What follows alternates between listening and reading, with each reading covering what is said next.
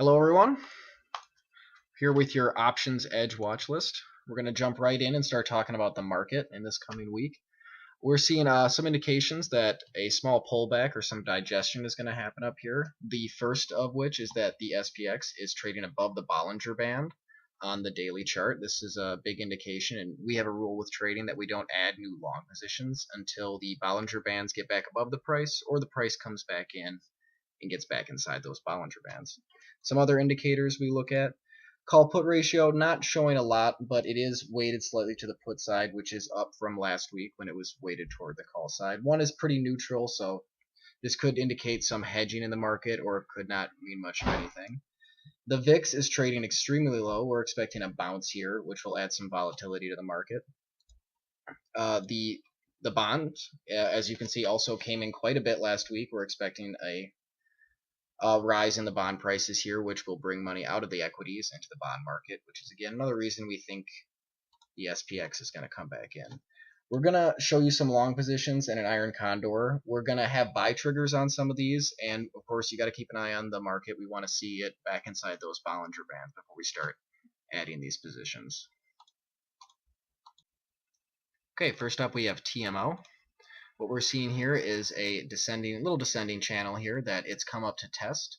Some other indicators are a bullish cross, and once the breakout happens, we're gonna call that 123. I'm gonna call that 120.20 is going to be the breakout from this. We're expecting this little pocket of volume to bring it up to this resistance level. That'll be a target of 123.25 about. The July 120 put is offering a credit of 175. The expiration for this one will take you through earnings. We're going to close it before then. Definitely should do the same unless you want to gamble on their earnings. The stop for this trade will be a close below 117.70, and just a note that'll put it in the money. And remember what we said before about the SPX coming back under the Bollinger Band before you put any of these trades on. Next up is Goldman Sachs. We think this trade's ready to go as soon as you see the SPX underneath that Bollinger Band. It doesn't have a particular buy trigger as long as we're still seeing the same pattern. For this one, the 167.5, 162.5 bull put spread for the July 2 expiration is offering a credit of 48 cents. And that's the one we think we were going to take on this one. Okay, next up is DE, but before I do that, just going to go back. I don't think I mentioned on Goldman, the stop is going to be a close below 167.5 for the Goldman Sachs trade. Next up is DE. This is a good technical trade here. We're seeing it's coming out above the short-term moving averages. It's also been basing underneath this volume resistance channel, and it's coming right up with this descending trend line. So we think a breakout from there will get a nice move upward. There wasn't a lot of money in the spreads for this one, so if you want to take this trade, you can sell the 92.5 put for July expiration. It's offering a credit of $1.60 right now. We're going to use a stop of $89, a close below there. Just a note that does take the put into the money. Okay. Next up is CME. Here we're seeing an ascending triangle, which is a bullish pattern.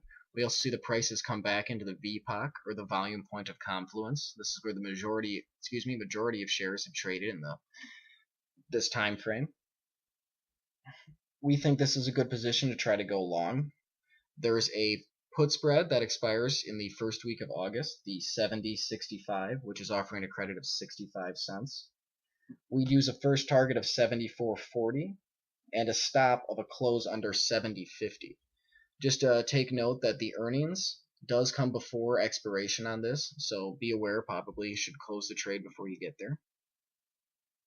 Before I sign off, we're going to do one more trade, and this is for our friends over at CharryTrades. We want to talk about iron condors, and we're going to use PetSmart as an example.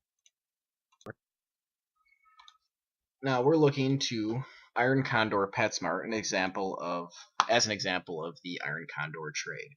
What an iron condor is basically a bear call spread paired with a bull put spread. So you have a short position paired with a long position that lets you profit from a stock staying between a certain range. So the sold strikes on your different call spreads, or the different spreads, the put and the call spread, is the range the stock has to stay between for you to collect the premium from selling those spreads.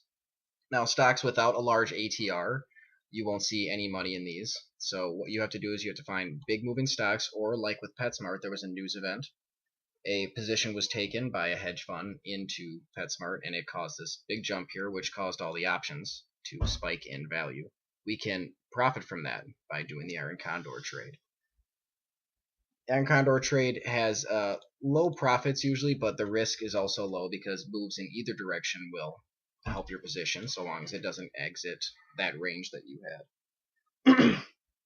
If you wanted to take an example of what to do with this PetSmart trade, you can see using the basics fundamental trading strategies of resistance and support. You pick sold strikes to lock in, and then you build an order like you have here.